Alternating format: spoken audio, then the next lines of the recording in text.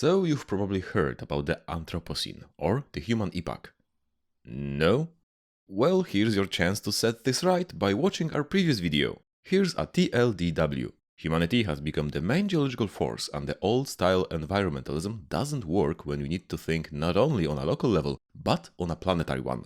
So anyway, the question you're probably asking is, what's at fault and why do you guys think it's capitalism? Wasn't communism just as bad when it comes to the environment anyway? You've come to the right place then, because we're gonna take a long, hard look at capitalism, and that will tell us all we need to know about the communist countries. But first, we'll need to set some logical boundaries of this debate. Ecomodernism or Cottoncandycene. Ecomodernism is an optimistic perspective on the Anthropocene based on revival of modernism. But wait, you ask, what is this whole modernism thing? Well, its origin is the Enlightenment period, when we discovered the power of raison. So, not any old reason, but the way to universal understanding of the world in the most objective way possible. Thus, we were certain to achieve social and technological progress and free ourselves from the shackles of old superstitions and inequalities. And such a thing did happen. Thanks to modernity, we got, starting from the 19th century, the railway, modern farming, medical breakthroughs, the telegraph, public education, aviation, machine guns, ballistic artillery, trench warfare.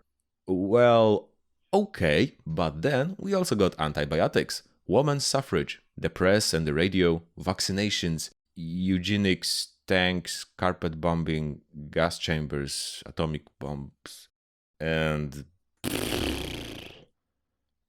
After the Second World War, the heyday of modernism ended, at least in academia.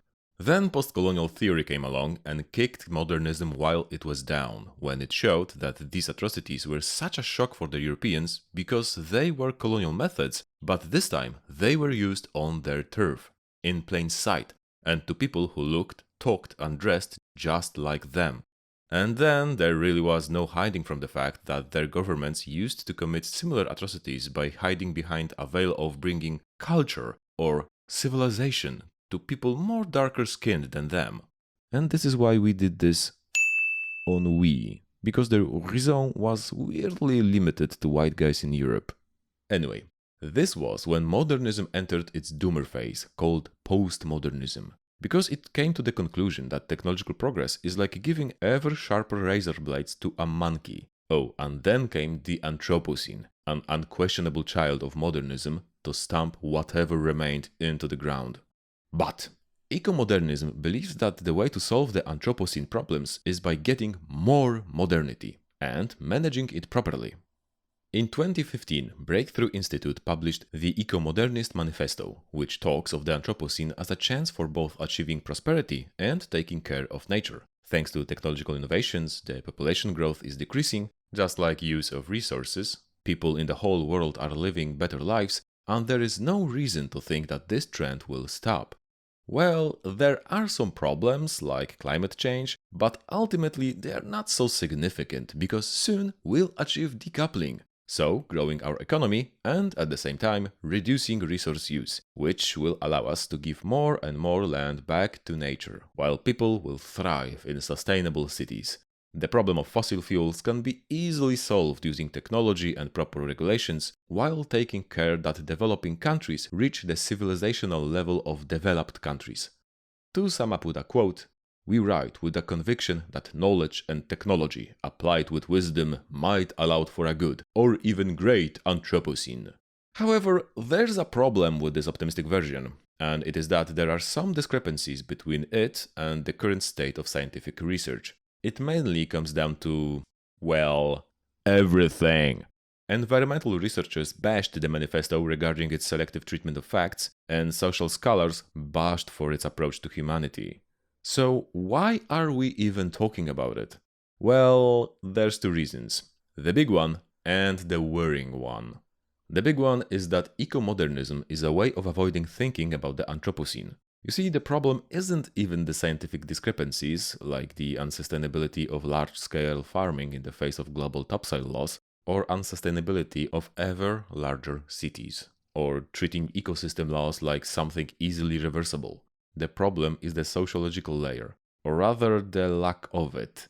This Anthropocene is treated as one humanity, a singular actor endowed with agency.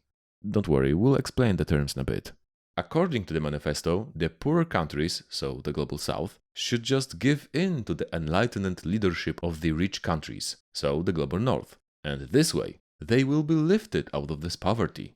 It doesn't mention that usually the reason that they are poor is colonialism, which made the rich countries what they are. Nor does it say anything about the fact that as long as these countries are poor, they are a great source of cheap labor and a cheap place to dump the waste of the Global North. And that's just the simplest way of dividing this Anthropos. To say nothing of rivalry between the Global North countries, the neocolonialism of the World Bank and the International Money Fund, populist and nationalist sentiments, and the dozens of other things that, well, got us where we are now. In the words of Polish philosopher and publicist Tomasz Markiewka, ecomodernism sees innovation as a way to escape politics. But that's confusing social progress and technological progress and ignoring the main lesson we got from modernism. Technological progress is dangerous without social progress, and the latter doesn't just happen by itself. This omission isn't an accident, because ecomodernism isn't anything revolutionary. It's the good old neoliberalism, just with a fresh green coat of paint. And the thing is, even though this manifesto was written 7 years ago, it even now gets mentioned in the books that are being published. We can think of 2 reasons for that. Reason the first. There's so little environmental thought on the right wing or free market side of the spectrum that there's nothing else these folks can reference. It sure seems like it, as in almost every book you'll find some mention of at least one of the Holy Trinity. Ecomodernism, Breakthrough Institute, or Steven Pinker. You know, the less evil counterpart of Jordan Peterson. The second reason, and the worrying one from before, is more like a corollary of the first. Perhaps there isn't much there because nothing more is needed, and that ecomodernism is just a smokescreen for the neoliberal right-wing crowd. You see, being a climate denialist is getting out of vogue, and the right wing did paint themselves into a corner with this one. So what they need is a softer version of denialism. One that says, yes, we hear what you are saying. The climate is indeed a problem and we are solving it. Here, just watch this shiny new Kurzgesagt video and don't interrupt the experts while they are working on the techno fixes to everything. See, there's a graph of bad things going down and good things going up. And this clearly shows that what we need to do is to keep doing what we've been doing. Perhaps one good thing that comes from the ecomodernist camp is that they provide some counterweight to the anti-nuclear sentiment of the Greens. But then they are just as critically pro-nuclear as the Greens are anti-nuclear. So it's not exactly a nuanced debate. But at least now we have 2 emotion-riddled propagandas to compare. Okay, having said that, let's get to the cool part of the video. Nothing is external. Probably the most discussed alternative to the word Anthropocene is Capitalocene. Yes, the age of capital, developed by the American sociologist Jason W. Moore. As we can see from the name, instead of putting the blame of the crisis on some abstract human, it blames the world capitalism. It's a much better fit because first, it differentiates the Anthropos a bit, second, it does it better than just separating it into poor and rich countries, and third, instead of some abstract humanity, it shows us an actually existing historical system of production. At this point you might say, all these leftoids have been ranting about what this evil capitalism is doing to the environment since, like, forever. But here's the thing. The question of what is capitalism doing to the environment is just plain wrong. And in order to understand it, let's focus on the classic economical term of externalities.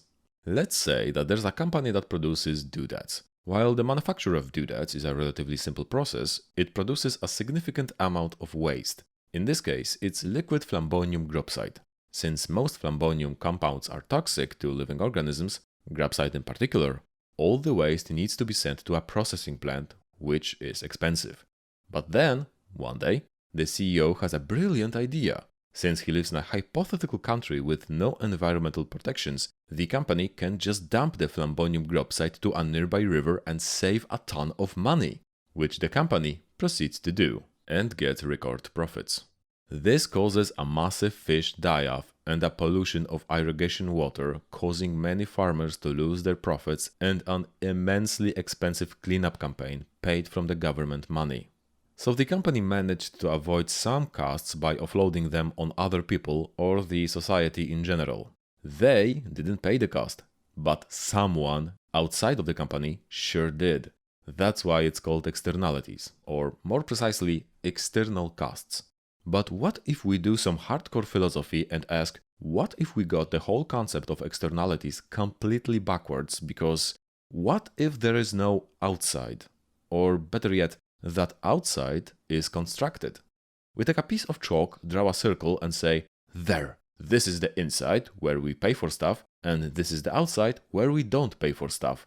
So in one sentence, what if creating wealth in the age of global capitalism is little more than just bringing the outside stuff in and putting a price tag on it? You've probably heard the old saying that under capitalism a tree has no value until it's cut down. Of course, some people might object and say that there is such a concept as ecosystem services, which means that we can actually assign some money value to a forest. But that's an attempt to place ecology inside of the economy. And that's simply putting the cart before the horse, because, as we'll show in this video, it's economy that is placed inside of ecology.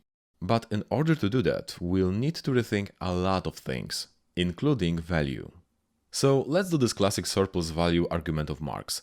The capitalist hires some workers who produce the doodads out of raw materials, thereby increasing its value.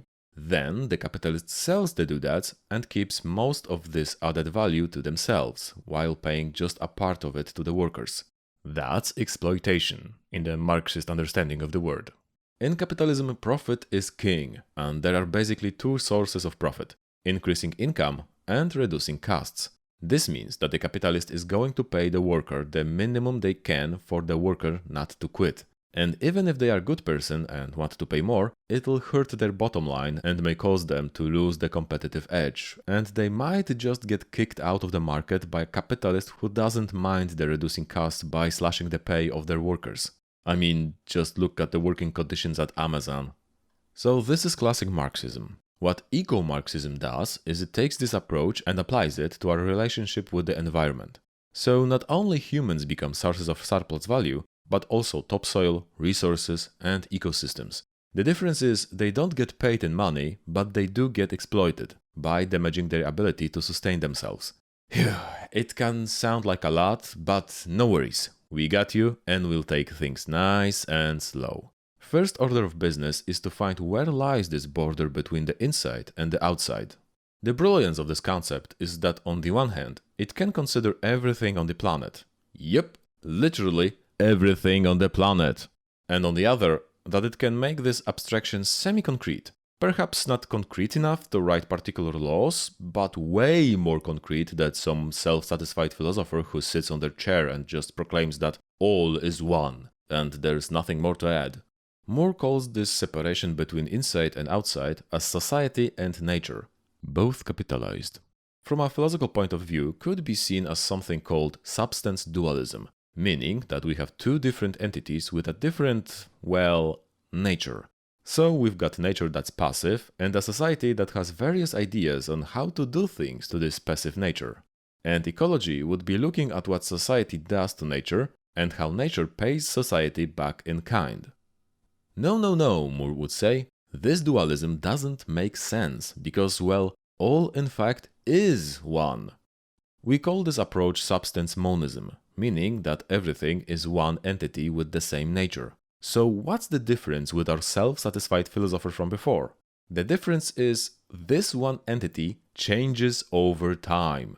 We can call this planetary metabolism, the sum of all changes in circulation of matter or energy. Moore calls it the web of life, all of the processes, objects, and relations that sustain all the living beings on the planet. And out of this web of life we get nature and society, which are purely ideological constructs. Ideological meaning that they are mostly based on our political and economical interests, and not in a disinterested quest for knowledge. It means that what we call society is the people and places that we respect, and nature is all we don't. The result is, paradoxically, most of the people in history, and especially in the colonies, were considered a part of nature, because they weren't, white enough. What all this shows is that we are not doing some old school ontology that's focused on entities in themselves and their essences, but more of a new school one, focused on relationships. Well, in this case, there's one relationship between society and nature, and it's a dialectical one, meaning that it's the continuous interplay between these two entities that makes them what they are. Oh, a side note. In our opinion, some Marxists sometimes tend to overuse dialectical thinking because it's the only philosophical framework they've ever learned by studying, well, Marx. If you feel that about you, then please don't take it the wrong way. Most folks don't know any philosophical frameworks at all, so you are still ahead. But the reason that dialectics seem to explain everything so well is that you only have one thing to compare it to, and that's the everyday common sense thinking. And while common sense thinking is great for living day to day, it's absolute rubbish for understanding the world in any kind of systematic sense. This is why most political discussions look the way they do. But say, theology student who only knows neo-scholasticism, so the modernized philosophy of Thomas Aquinas, will also believe that it explains everything perfectly. The truth is, there exist various philosophical frameworks which can be used to understand the world, and all of them are better than common sense thinking. While some are clearly better than others, every framework has its strong and weak points. And for the topic at hand, so society and nature, the dialectical framework is actually a great fit. Okay, end of the side note, back to the video. So, the study of metabolism is based less on particular entities doing particular things to other particular entities, and more on the relationships that have caused these entities to emerge and are maintaining them, and how it all changes over time. If you add the fascination with ecosystems that we mentioned in our last video on the Anthropocene, we are clearly in the realm of 21st century philosophy. All of this helps more to tackle that old and worn-out idea of ecological thinking, that there was just nature and everything was fine, and then suddenly you get these humans with their farming and steam engines who started whipping that nature with their society.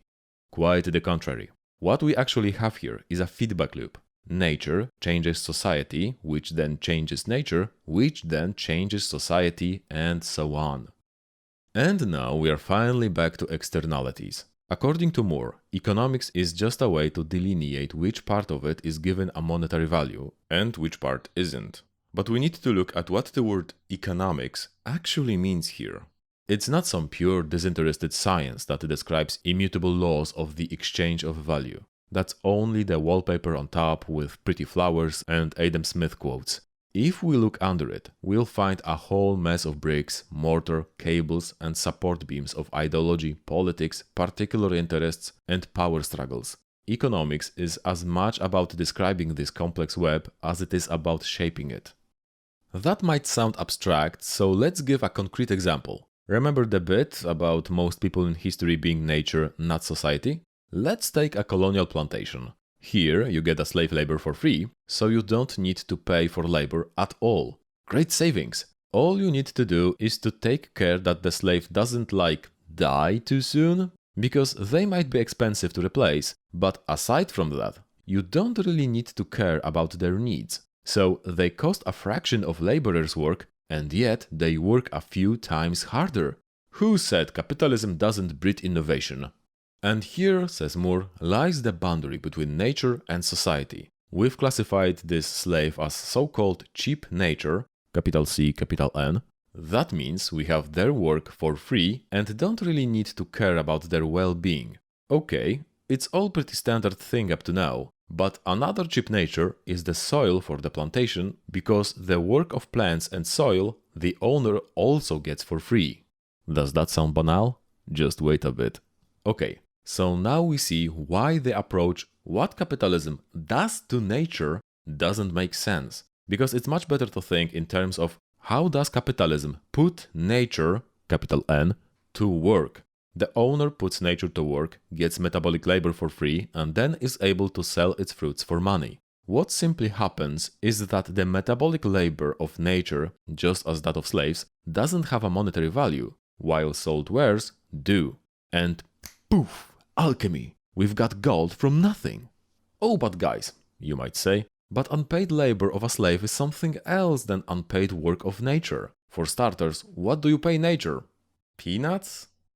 Fair point. Do you remember that bit when we said that the owner doesn't need to care about the slave's needs?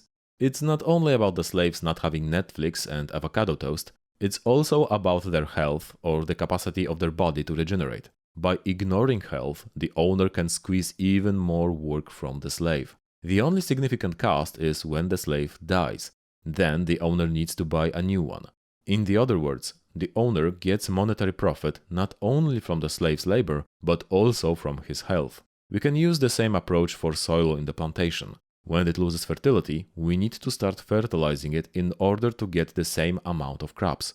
So what happens is that the owner has to pay more, but doesn't get more in return, because the external cost, the damage to the soil, has just become an internal one. What's the best course of action for the plantation holder? We're at the frontier after all. Sell the land, let someone else build a Walmart on it or something, and then just buy a new plot of land, clear out the forest, and get fresh, fertile soil. So if you look at it this way, the history of capitalism is just this clearing of this metaphorical forest, but this time on the global scale. What is external is not cost, but profit. Capitalism finds a spot where it has a readily available metabolic surplus that can be turned to money, so a cheap nature, and then extracts it and puts a price tag on it. And every time it's forced to foot the bill, so to speak, it just takes its foot and stamps it somewhere else. Well, not only somewhere else, but if we want to understand that, we need to do even more modern philosophy. So, buckle up, kids. Distance and knowledge. First, let's make a good on our earlier promise and cover actors and agency. Actor, in a philosophical sense, is a being that has the capacity to, well, act, unlike passive objects. So, an actor is a person who has a choice to kick a rock, which they do. The rock, however, doesn't have a choice and just rolls downhill. The actor is in possession of agency, meaning that they have the capacity to cause change in the world by performing actions. So, an actor kicked a rock, and the rock rolled and smashed a shop window. Well, perhaps the actor didn't intend to cause this precise change, but that's just because they were too dim-witted to be able to calculate the trajectory of the rock. At least, that's what philosophy used to think until the latter part of the 20th century. But then we discovered that things are more complex. Say, for example, that by kicking a rock downhill, you'll cause an avalanche, thus creating a system that will play by its own rules. For example, it'll smash a few houses in a village at the foot of the mountain. It would be a stretch to say that by kicking this rock, you had the agency to destroy exactly the 3 homes of the Smiths, the Browns, and the Waszykovskis, and that you were just too dim-witted to calculate the trajectory of the avalanche. It seems that this agency lies in part in the avalanche itself, in the shape of the terrain, or even in zoning laws in the village. What this means is that we get a distributed agency, and almost everything that takes part in this event can be seen as an actor. Even be a local official who was handed a fat stack just to disregard the zoning laws. The expanded version of this thinking is called the actor network theory, as proposed by the French philosopher Bruno Latour. Okay, that was a nice story, but what does it have to do with us? Well, the Capitalocene has a similar, but more nuanced and society-focused approach to agency. Agency is something that exists at the intersection of society, nature, and the human way of organizing nature. In other words, agency is a bundle. You see, if global capitalism relied solely on getting new territories, then it would have imploded a long time ago, and we'd be living in a fully automated luxury gay space communism. Well, more like partly manufactory-based subsistence gay communism, but anyway. However, the frontiers aren't only about drawing lines on the map. Remember what we said before, that when the soil on the plantation got barren, someone else could come and build a Walmart? Well, it turns out that by building a Walmart, an oil well or an open pit mine might be even more profitable than a plantation. And it all depends on available technology. So the better technology we have, the more cheap natures we can discover and exploit. One of the goals of science is, in the words of Moore, is to map, identify, quantify, and otherwise make natures legible to capital. To give an example, because of malaria, the colonization of Africa has been limited to the coast until the second half of the 19th century. It was only the discovery of quinine that allowed humans to survive the disease and the invention of the railway that freed them from reliance on draft animals, which were also prone to malaria. And so the interior of the continent became accessible. Why are we discussing it? Because capitalism is also this kind of bundle, or better yet, a living, organic whole. Whenever we achieve a technological breakthrough, it's always within its bounds and can't be removed from them. Science will always serve the interests of capitalism, not because scientists are manipulated by the evil 1% with a top hat and a monocle, but because it takes place within the metabolic processes of capitalism. Of course, the same applies to feudalism or socialism. There, science would also benefit the interests of the systems. Similarly, it's impossible to remove power relations or imperialism from capitalism because it would make just as much sense as removing a vital organ from a human body.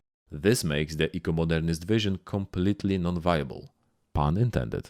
So, to recap, what we've established up to now is that one of the roles of science and technology under capitalism is locating cheap natures, and that this process always happens in a political setting, and that these new cheap natures don't always need to be somewhere far away. Scientific breakthroughs can find them even in the very heartlands of capitalism.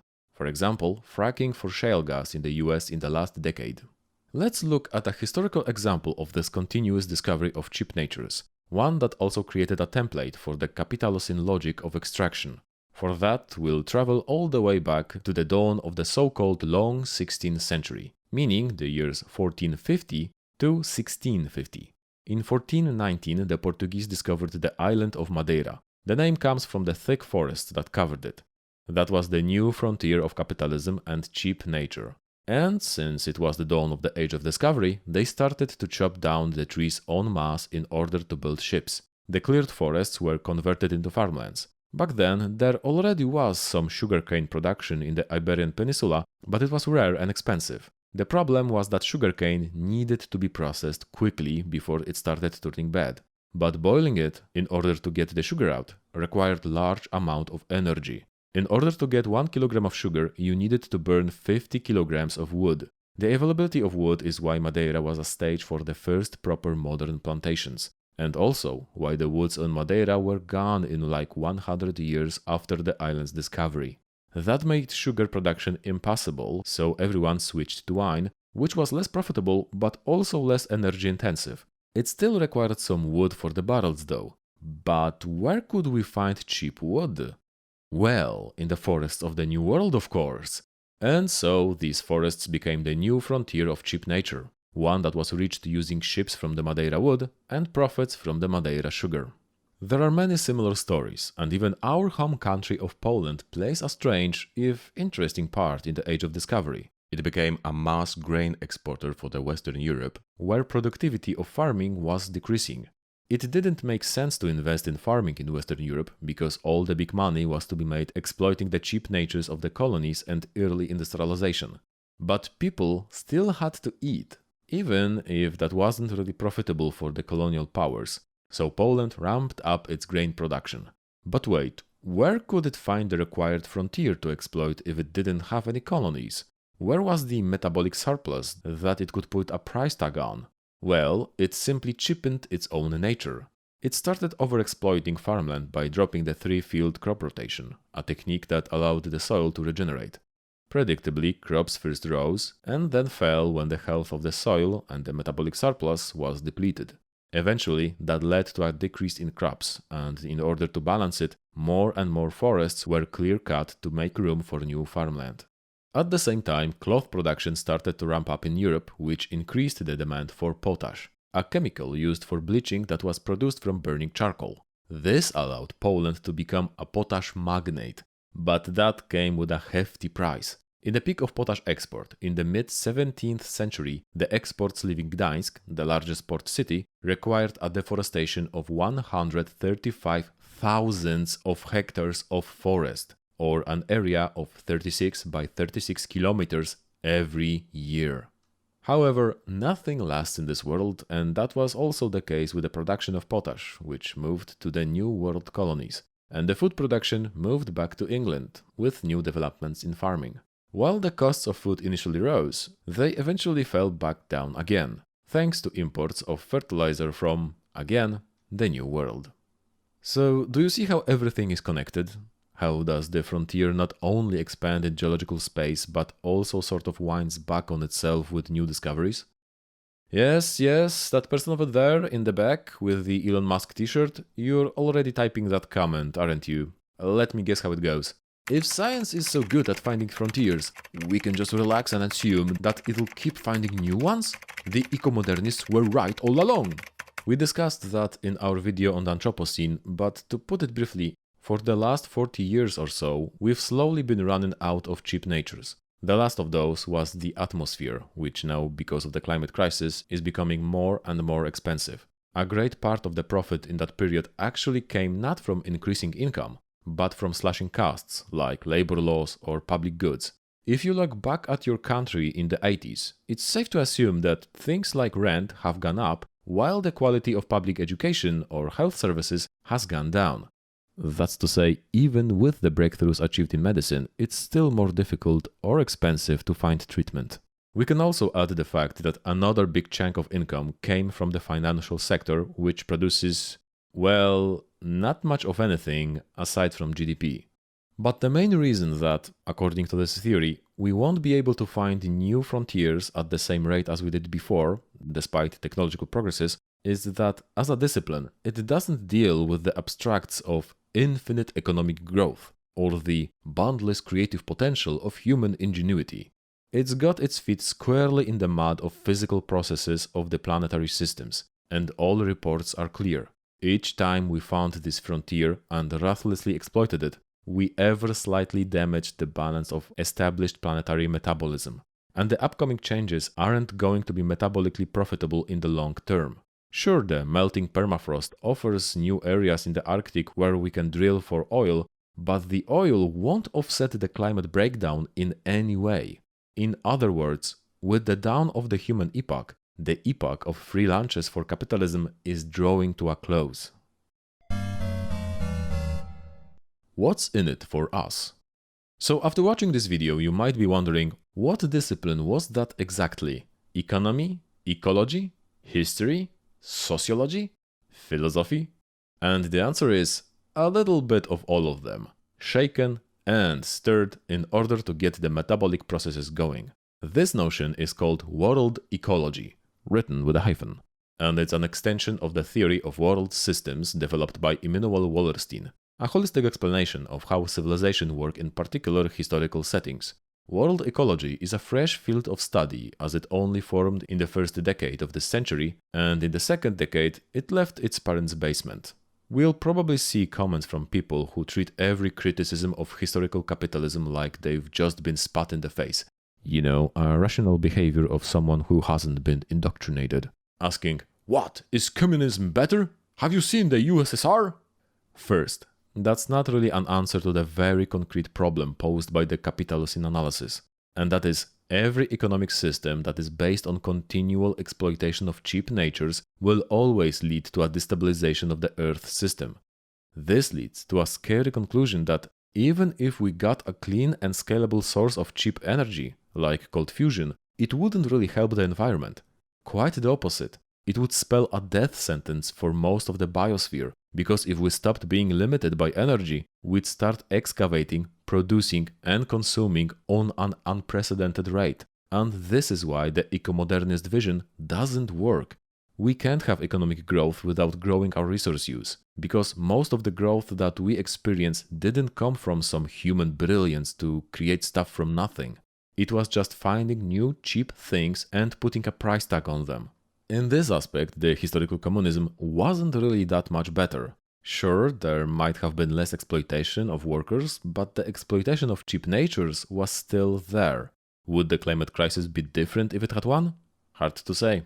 Because for classical Marxism, the problems of environment were secondary. even though it was actually a rereading of Marx that created this new wave of eco-Marxism that Moore follows. And the goal is, in his own words, the liberation of humanity and our neighbors on planet Earth. Which might sound like a very poetic term for sustainability, but is based on a moral system that is fundamentally incompatible with things like eco-modernism.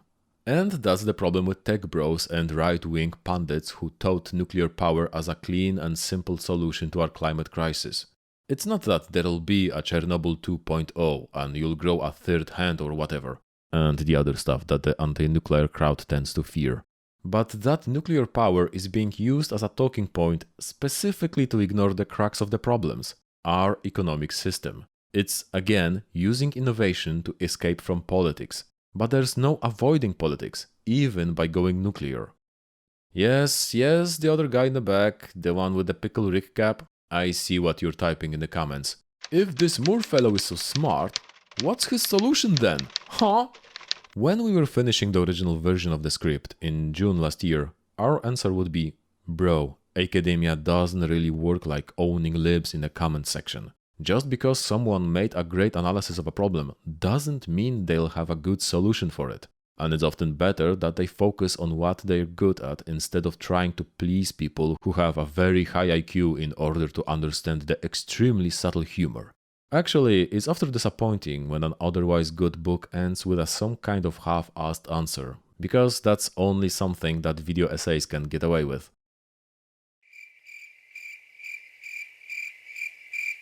So, no, Moore doesn't offer any solution. And though he points to an initiative called Via Campesina, his work is meant to be an inspiration for other scholars to build upon. But that was over a year ago, and little did we know about a book that had already been out for a few months.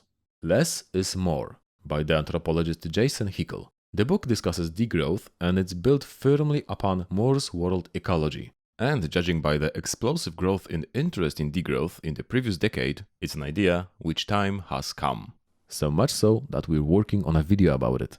So, to wrap it up, what are some benefits of world ecological understanding in everyday life?